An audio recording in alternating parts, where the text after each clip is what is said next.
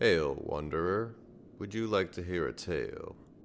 Come sit by the fire and listen as we delve into H.P. Lovecraft's The Call of Cthulhu. This will be part 1 of 3, so keep an eye out for the upcoming chapters ahead. Before we get into it, I'd like to ask that you please like and subscribe. It really helps the channel. Thank you for listening, and without further ado, let us begin. The Call of Cthulhu by H.P. Lovecraft. Chapter 1: The Horror in Clay. The most merciful thing in the world, I think, is the inability of the human mind to correlate all its contents. We live on a placid island of ignorance in the midst of black seas of infinity, and it was not meant that we should voyage far.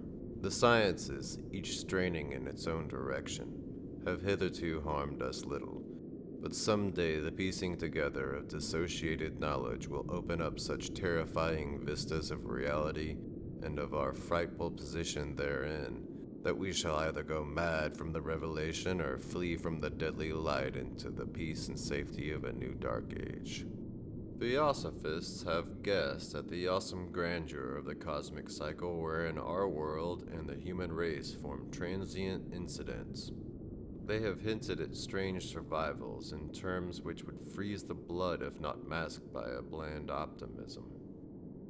But it is not from them that there came the single glimpse of forbidden aeons which chills me when I think of it and maddens me when I dream of it.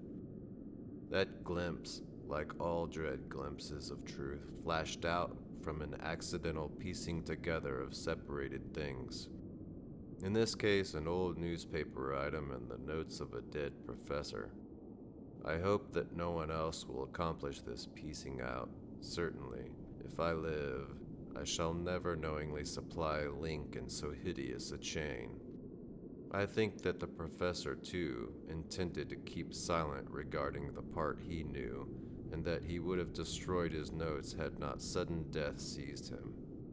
My knowledge of the thing began in the winter of 1926 to 27, with the death of my granduncle George Gamel Engel, Professor Emeritus of Semitic Languages in Brown University, Providence, Rhode Island. Professor Engel was widely known as an authority on ancient inscriptions, and had frequently been resorted to by the heads of prominent museums, so that his passing at the age of 92 may be recalled by many. Locally, interest was intensified by the obscurity of the cause of death.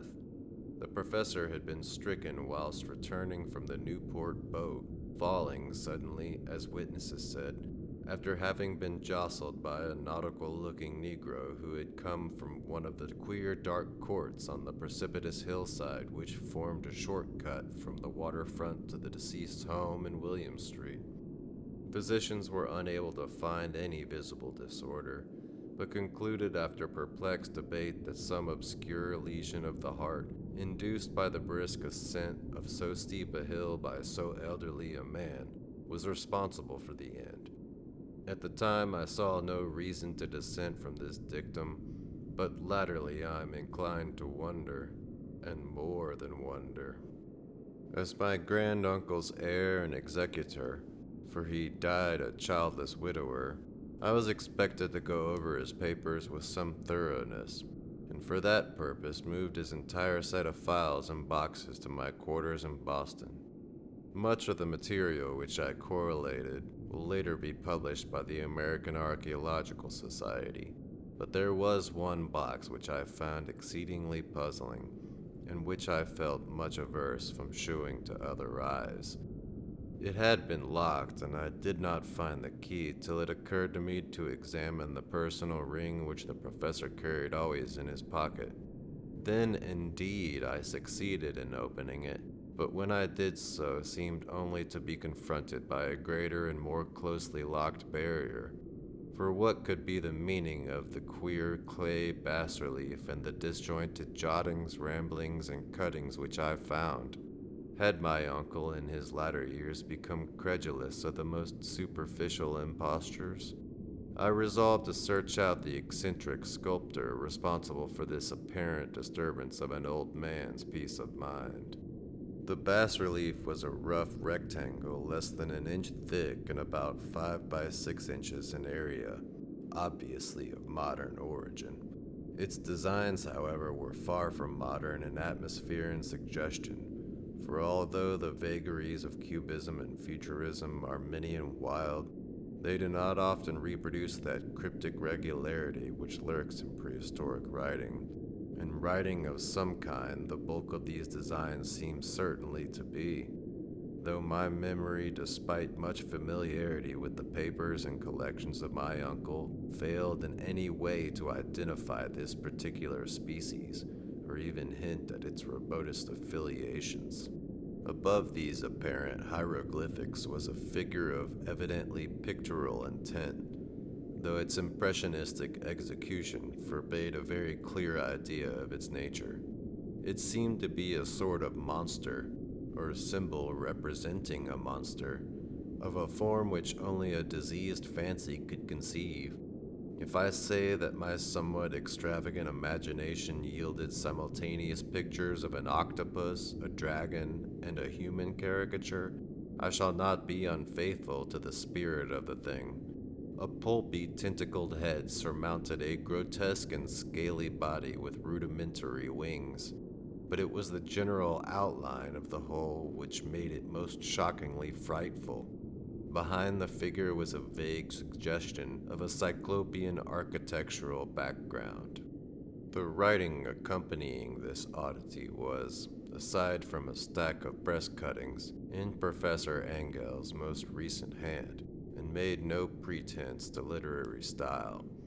What seemed to be the main document was headed Cthulhu Cult, in characters painstakingly printed to avoid the erroneous reading of a word so unheard of. The manuscript was divided into 2 sections, the first of which was headed 1925, Dream and Dream Work of H.A. Wilcox, 7 Thomas Street, Providence, Rhode Island. In the second, Narrative of Inspector John R. LaGrasse, 121 Bienville Street, New Orleans, Louisiana, at 1908 AAS meeting, notes on same, in Professor Webb's account. The other manuscript papers were all brief notes, some of them accounts of the queer dreams of different persons, some of them citations from theosophical books and magazines, notably W. Scott Eliot's Atlantis and the Lost Lemuria, and the rest comments on long-surviving secret societies and hidden cults, with references to passages in such mythological and anthropological source books as Fraser's Golden Bow and Miss Murray's Witch Cult in Western Europe. The cuttings largely alluded to outre mental illnesses and outbreaks of group folly or mania in the spring of 1925. The first half of the principal manuscript told a very peculiar tale. It appears that on March 1st, 1925, a thin, dark young man of neurotic and excited aspect had called upon Professor Engel bearing the singular clay bas-relief, which was then exceedingly damp and fresh. His card bore the name of Henry Anthony Wilcox, and my uncle had recognized him as the youngest son of an excellent family slightly known to him, who had latterly been studying sculpture at the Rhode Island School of Design and living alone at the Fleur-de-Lis building near that institution.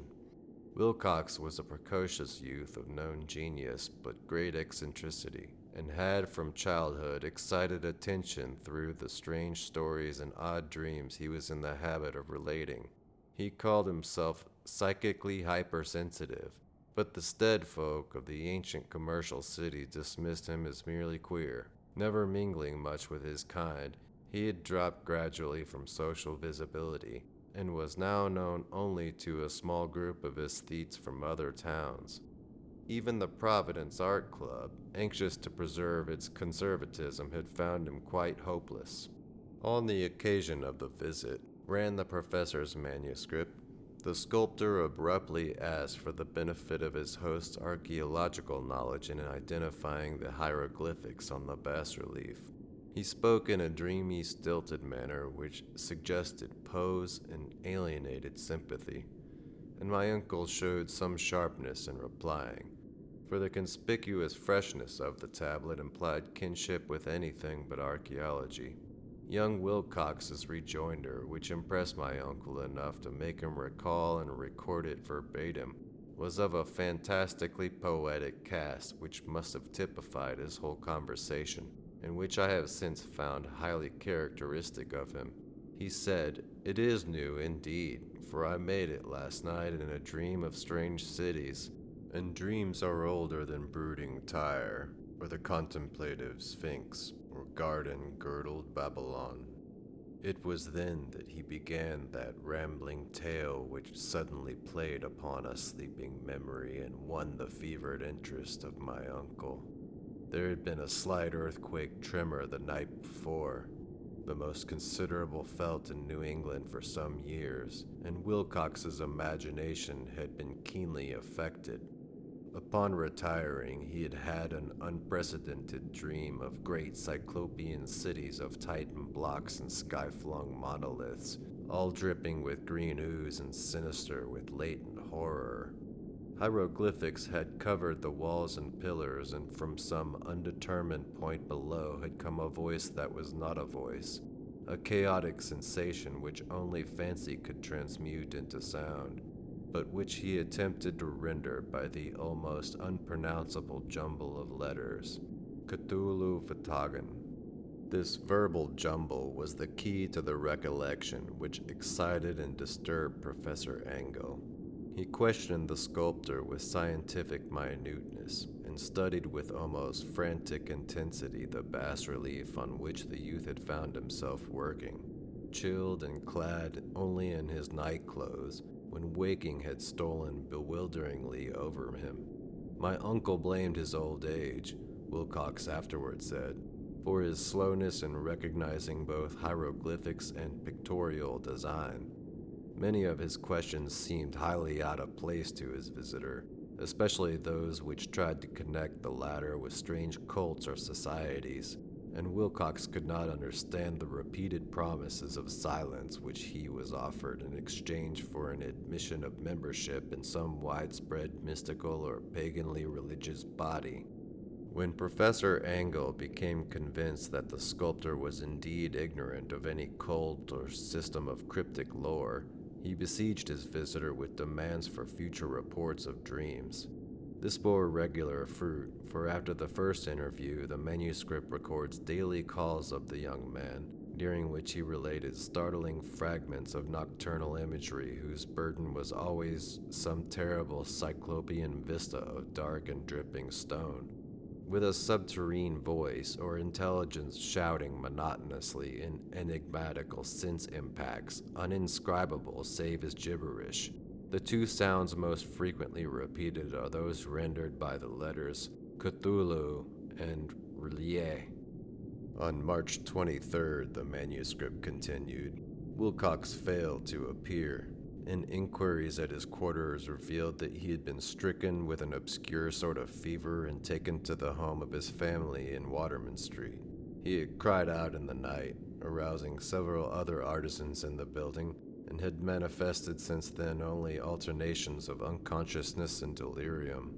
My uncle at once telephoned the family, and from that time forward kept close watch of the case, calling often at the Thayer Street office of Dr. Toby, whom he learned to be in charge. The youth's febrile mind apparently was dwelling on strange things, and the doctor shuddered now and then as he spoke of them. They included not only a repetition of what he had formerly dreamed, but touched wildly on a gigantic thing miles high which walked or lumbered about. He at no time fully described this object, but occasional frantic words, as repeated by Dr. Toby, convinced the professor that it must be identical with the nameless monstrosity he had sought to depict in his dream sculpture. Reference to this object, the doctor added, was invariably a prelude to the young man's subsidence into lethargy. His temperature, oddly enough, was not greatly above normal, but his whole condition was otherwise such as to suggest true fever rather than mental disorder. On April 2nd at about 3 p.m., every trace of Wilcox's malady suddenly ceased. He sat upright in bed, astonished to find himself at home and completely ignorant of what had happened in dream or reality since the night of March 22nd. Pronounced well by his physician, he returned to his quarters in 3 days, but to Professor Engel, he was of no further assistance. All traces of strange dreaming had vanished with his recovery, and my uncle kept no record of his night thoughts after a week of pointless and irrelevant accounts of thoroughly usual visions. Here the first part of the manuscript ended, but references to certain of the scattered notes gave me much material for thought. So much, in fact, that only the ingrained skepticism then forming my philosophy can account for my continued distrust of the artist. The notes in question were those descriptive of the dreams of various persons covering the same period as that in which young Wilcox had had his strange visitations. My uncle, it seems, had quickly instituted a prodigiously far-flung body of inquiries amongst nearly all the friends whom he could question without impertinence, asking for nightly reports of their dreams and the dates of any notable visions for some time past. The reception of his request seems to have been varied, but he must, at the very least, have received more responses than any ordinary man could have handled without a secretary. This original correspondence was not preserved, but his notes formed a thorough and really significant digest. Average people in society and business, New England's traditional salt of the earth, gave an almost completely negative result, though scattered cases of uneasy but formless nocturnal impressions appear here and there. Always between March 23rd and April 2nd, the period of young Wilcox's delirium. Scientific men were little more affected, though 4 cases of vague description suggest fugitive glimpses of strange landscapes, and in one case there is mentioned a dread of something abnormal. It was from the artists and poets that the pertinent answers came, and I know that panic would have broken loose had they been able to compare notes. As it was, lacking their original letters, I half suspected the compiler of having asked them leading questions, or of having edited the correspondence in corroboration of what he had latently resolved to see. That is why I continue to feel that Wilcox, somehow cognizant of the old data which my uncle had possessed, had been imposing on the veteran scientist. These responses from aesthetes told a disturbing tale. From February 28th to April 2nd, a large proportion of them had dreamed very bizarre things, the intensity of the dreams being immeasurably the stronger during the period of the sculptor's delirium. Over a fourth of those who reported anything reported scenes and half-sounds not unlike those which Wilcox had described, and some of those dreamers confessed acute fear of the gigantic nameless thing visible toward the last. One case, which the note describes with emphasis, was very sad. The subject, a widely known architect with leanings toward theosophy and occultism, went violently insane on the date of young Wilcox's seizure and expired several months later after incessant screamings to be saved from some escaped denizen of hell. Had my uncle referred to these cases by name instead of merely by number, I should have attempted some corroboration and personal investigation, but as it was, I succeeded in tracing down only a few. All of these, however, bore out the notes in full. I have often wondered if all the objects of the professor's questioning felt as puzzled as did this fraction. It is well that no explanation shall ever reach them. The press cuttings, as I have intimated, touched on cases of panic, mania, and eccentricity during the given period.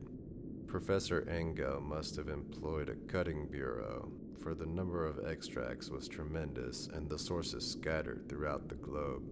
Here was a nocturnal suicide in London, where a lone sleeper had leaped from a window after a shocking cry.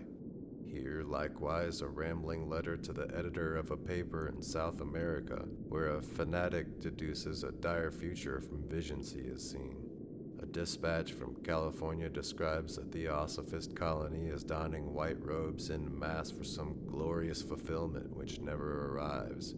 whilst items from India speak guardedly of serious native unrest towards the end of March. Voodoo orgies multiply in Haiti, and in African outposts report ominous mutterings. American officers in the Philippines find certain tribes bothersome about this time, and New York policemen are mobbed by hysterical Levantines on the night of March 22nd, 23rd.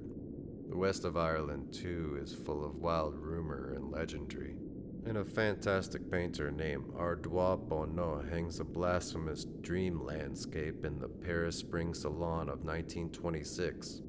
And so numerous are the recorded troubles in insane asylums that only a miracle can have stopped the medical fraternity from noting strange parallelisms and drawing mystified conclusions.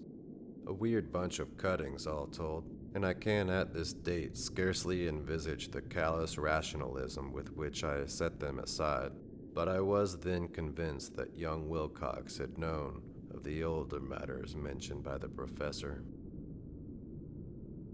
End of Chapter 1. The Horror in Clay. The Call of Cthulhu by H.P. Lovecraft. If you enjoyed this audiobook, don't forget to like, subscribe, and hit the bell icon so you never miss another tale. Until next time, Wanderer.